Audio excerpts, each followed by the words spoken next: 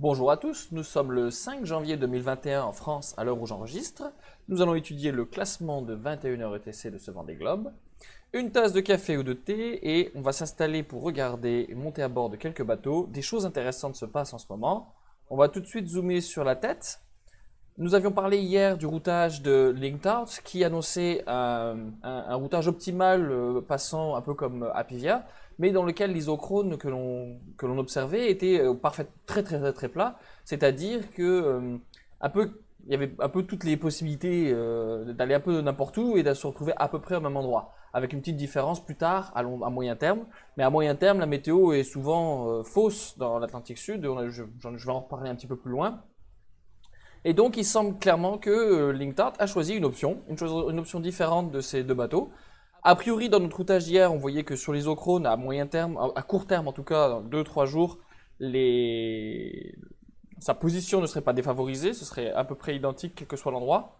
Il a donc décidé de faire quelque chose de différent en espérant que dans le futur, la météo change et qu'il soit avantagé, grosso modo. Je pense que c'est ma lecture.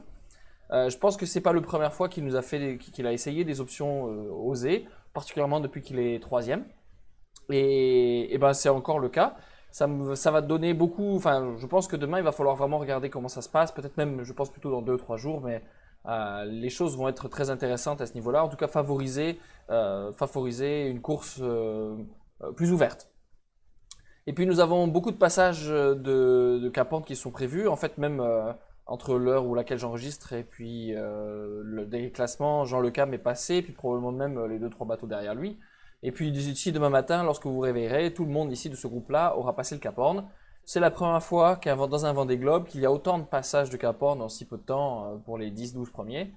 Autrement dit, les écarts n'ont jamais été aussi serrés, hein. C'est à peu près ça la même chose.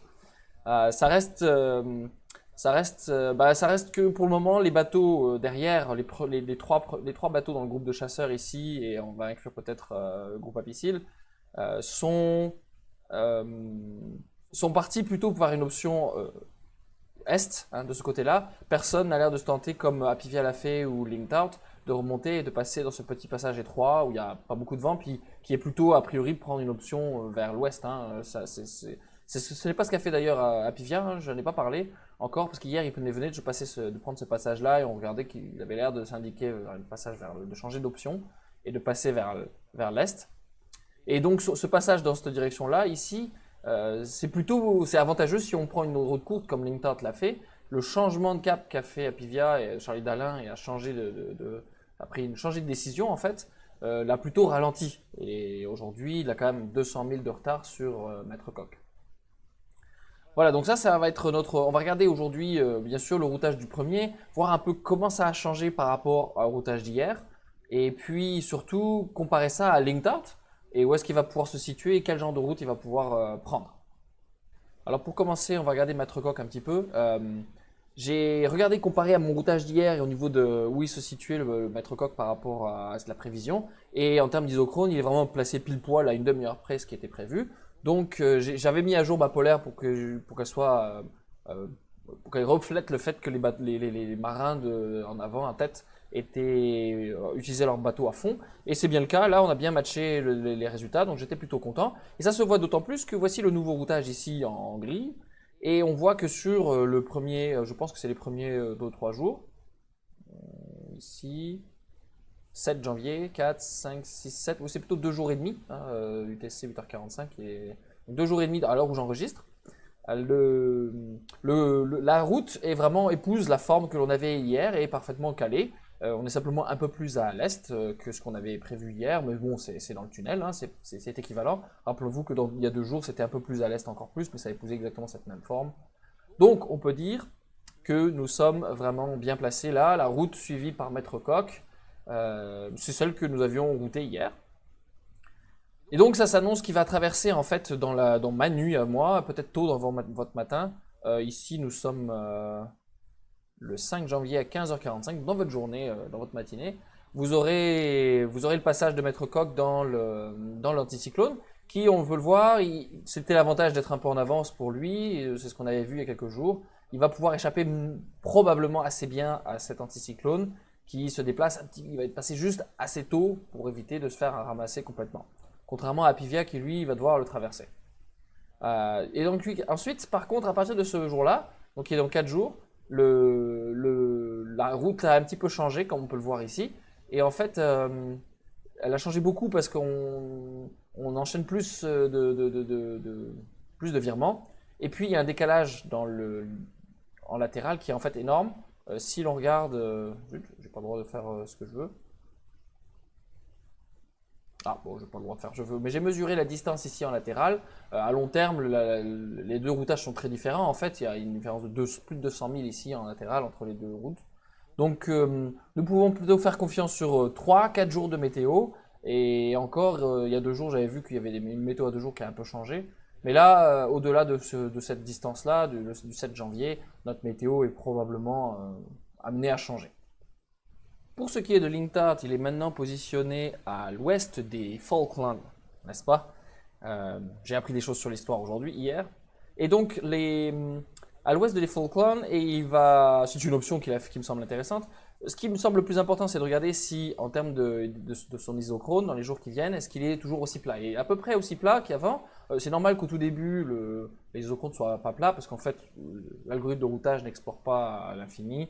Donc il faut attendre un jour ou deux pour faire une route que l'algorithme calcule en fait soit assez loin et à calculer assez de routes. Mais donc grosso modo, l'isochrone est quand même relativement plat encore. Donc son option ici correspond à simplement ne pas ralentir mais prendre une décision différente de ce que les autres ont fait. Je m'attendrais que la route optimale calculée passe vraiment par ici. Alors c'est aussi parce que, encore une fois, je route très très très loin. Et donc, je favorise des routes qui sont pas forcément optimales dans 4 jours, mais qui sont optimales dans 7 jours. Bon, c'est pas très malin étant donné que la météo n'est pas très précise. Mais ça donne une idée quand même, je pense. Donc, je ne pense pas qu'il prendra cette route-là, qui le rapproche à nouveau de Apivia et Maître Coq. Ça me semble être un peu contre-productif. L'idée étant d'essayer de trouver des météos différentes. Non, je pense qu'il va essayer de chercher, j'essaie de me repérer, ah oui voilà, ce flux-là ici qui est portant, et donc je ne serais pas surpris qu'il prenne plutôt une route comme ceci, qui se situe vraiment clairement de l'autre côté de l'anticyclone. L'anticyclone est situé ici, et donc de prendre les vents et au plus possible. Ici, il va y avoir une zone de vent portante à saisir, et on l'amène au 8 janvier. Donc 8 janvier, bien sûr, dans 4 jours, ça va être juste encore un peu pour être sûr de la météo, mais je m'attendrais que ce soit un peu la route en noir que vous voyez, et qui positionne son bateau assez proche du Brésil, et donc de l'autre côté de ce que les autres font. Ça me semble plus malin que de reprendre la route et redescendre vers les autres, surtout que en termes d'isochrone, comme on peut le voir, à part passer pile au milieu sur l'anticyclone, évidemment ça c'est pas très malin, sinon il n'y a pas vraiment d'inconvénient à passer là ou à passer là, et l'avantage c'est qu'on aura des conditions différentes. Au niveau des écarts entre la position 3 Lintart et Maître Coq, au départ elles vont être plutôt stables, même peut-être s'agrandir un petit peu. Donc pour le moment c'est pas très clair. Je pense que ce que Lintart et Thomas Ruyant visent, c'est plutôt à long terme, avoir un changement de météo par rapport à ce qui est annoncé aujourd'hui et gagner du temps. Si on regarde à long terme qui est peu précis, on voit que par contre il y a une forte réduction dans cette zone-là de distance. Bon, c'est pas tellement possible de porter beaucoup de foi à ces prédictions-là, étant donné que la météo n'est pas très précise. Je voudrais ensuite observer un petit peu les écarts qui vont avoir lieu, et l'évolution des écarts entre la place numéro 4 et la place numéro 5, en fait, qui est donc le deuxième groupe de chasseurs, j'allais dire, où ces deux bateaux-là s'étaient un peu enfuis de ce groupe-ci. Aussi, et je vais faire avant ça une petite observation sur l'effet que peut avoir le calcul du pointage à tout moment versus le vrai classement ou l'expérience de le vrai placement des bateaux. Hein. On se souvient qu'il y a quelques jours, on peut revenir un peu en arrière, voilà, hier en fait même, les deux bateaux, Groupe Apicil et Lintart, là nous sommes le 4-1, donc c'était même aujourd'hui, mais cette nuit, quoi, donc il y a 12 heures en fait seulement, les deux bateaux Groupe Apicil et Lintart sont situés à calculer, en fait, à une trentaine de milles l'un de l'autre seulement. Et on voit bien qu'ils sont proches. Hein. Si on fast forward un petit peu maintenant, il y a un grand écart latéral et il y a un grand écart sur le classement. Hein. Il y a 100 000 d'écart. Qu'est-ce qui s'est passé? Est-ce que tout d'un coup, Groupe Apicil a perdu 100 000 en 12 heures? Eh bien, je vais vous montrer que non, en fait. C'est simplement l'effet du pointage et du calcul par rapport à la route optimale et le point qui est utilisé pour estimer le classement de chaque bateau. Alors, certes, le groupe apicile est peut-être derrière un petit peu, mais en réalité, si l'on regarde, donc ici, j'ai le routage ici, j'ai le routage de Linked Out, et puis ici, j'ai le routage de groupe apicile. On peut voir que en allant à la même destination, qui est très très loin, alors les deux routes convergent et s'épousent ici. Si elles s'épousent, c'est que probablement ils sont en même temps, en fait, au même endroit, hein. Et c'est ce qui se passe. On peut regarder les isochrones en utilisant les mêmes polaires, hein, bien sûr, mais ils étaient très proches il y a 12 heures, et en réalité, ils sont encore très proches. Si vous regardez les isochrones, ils se touchent quasiment, hein, et ils ont quelques milles d'écart, vous voyez. Et donc, le pointage tel que vous le voyez en ce moment, qui montre groupe apicile très en retard ayant perdu 100 000 sur Linked Out, c'est simplement que le positionnement latéral de Linked Out le rend favorise par rapport au point qui est utilisé pour mesurer le classement. Mais ce n'est que ça n'est pas réel en fait, ça ne représente pas un réel écart. Alors des fois ça marche bien quand les bateaux sont alignés en fait, dans le même, il n'y a pas trop d'écart latéral en fait. Et lorsqu'il y en a beaucoup, bah, des fois on peut se retrouver avec un gros écart entre le, comment dirais-je, la vraie positionnement des bateaux, tel qu'on le fait nous quand on fait le routage, et bah, le classement tel qu'il est rapporté. Le dernier point que je vais m'intéresser aujourd'hui, c'est les écarts entre le deuxième groupe de chasseurs et le premier. Les deux bateaux qui sont ici, comme on vient de le voir, sont en fait très proches, pas géographiquement, mais par rapport à la destination qu'ils vont prendre, leur route future. Hier, j'avais montré, ou 2 jours, j'avais montré que probablement les écarts vont beaucoup se resserrer. C'est ça. Il y a 2 jours, j'avais montré que la météo annonçait un gros rassemblement de ces bateaux-là, même incluant Apivia, qui est peut-être un peu moins sûr pour Apivia maintenant. Donc, si on regarde le routage de Omnia ici, qui est en position 5, et celui qu'on vient de voir, qui est groupe apicile, on peut voir, et qui encore une fois vont théoriquement en tout cas se retrouver collés avec Linked Out, on peut voir que encore une fois, les courbes s'épousent, ce qui annonce a priori, à moins qu'il y ait quelque chose de particulier dans cette météo-là, un gros resserrement.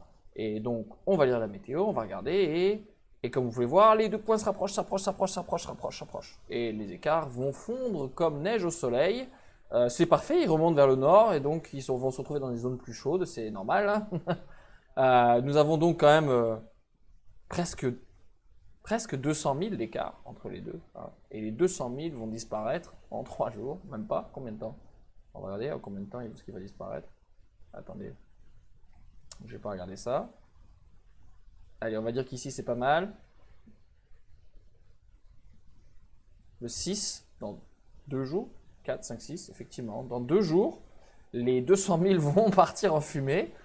Ce qui veut dire aussi qu'a priori, il y a des bonnes chances, si on regarde la météo, que comme le flux ici que nous voyons va continuer à pousser les autres bateaux, donc il y a des bonnes chances pour que les bateaux qui soient juste derrière, je ne vais pas le faire aujourd'hui, mais je pense que les bateaux qui sont juste derrière, ça va être un petit peu plus dur pour Isabelle Yosh que peut-être, mais a priori ces 3 à 4 bateaux ici, ils vont profiter, ils vont remonter, et ils vont tous compresser énormément. Je pense que vous vous souvenez, en tout cas si vous ne vous souvenez pas, lorsqu'ils étaient tous dans une zone anticyclonique par ici, là, et ils naviguaient à vue, à se battre et à perdre et à gagner des places à tous les classements. Mais je m'attends à ce que dans cette remontée de l'Atlantique Sud, ce soit la même chose qui se passe. Dans 2 jours, les bateaux vont commencer à s'échanger les places de partout et bah, ça promet un final pour 4, 5, 6, 7, les places 4, 5, 6, 7, 8 a priori, ou en tout cas 4 à 10, extrêmement cher et à se jouer à pas grand chose. À moins que bien sûr qu'on se retrouve comme Isabelle Yoshke qui a déjà perdu une trentaine de milles sur un seul classement, je crois, en 5 heures, à cause de sa quille bloquée au milieu et qui ne va pas la favoriser en plus dans la remontée parce que au près, les bateaux ont tendance à être beaucoup gités et donc il est très important d'avoir une quille qui se pivote et donc elle va encore plus souffrir. Donc il faut espérer que pour les autres bateaux, les autres concurrents n'auront pas ce genre de problème eux-mêmes. Pour finir, j'aimerais souligner 2 choses. La très bonne performance de Louis Burton, l'arrivée au Cap Horn, il a commencé, il était 11e, il a fait une option nord, comme on l'avait vu, pour gagner quelques heures, et quelques heures sur un groupe extrêmement serré, c'était déjà quelques places. Puis il a continué à remonter, il a remonté Boris Herrmann, puis il a remonté Jean Le Cam, ou l'inverse, je ne sais plus, et le voici donc positionné 6e, avec le fort rassemblement, la force compression qui est annoncée dans 2 jours. Il va jouer des coudes avec probablement la position 3. Même si je pense que l'option très, comment dirais-je, courageuse de Thomas Ruyant, j'espère, va lui apporter bonheur cette fois, bonheur et succès. Parce que bon, c'est quand même ça aussi, je pense, le Vendée Globe, c'est chouette quand il y a des retournements et que quand quelqu'un, j'aime ça moi personnellement, quand il y a quelqu'un qui fait un pari osé, quelque chose de différent et puis que ça paye. Bon, on verra bien, hein. Jusqu'à présent, ces options un peu osées n'ont pas trop payé. Nous lui souhaitons peut-être un peu de différence cette fois. Je vous souhaite bon vent et bonne mer et à demain.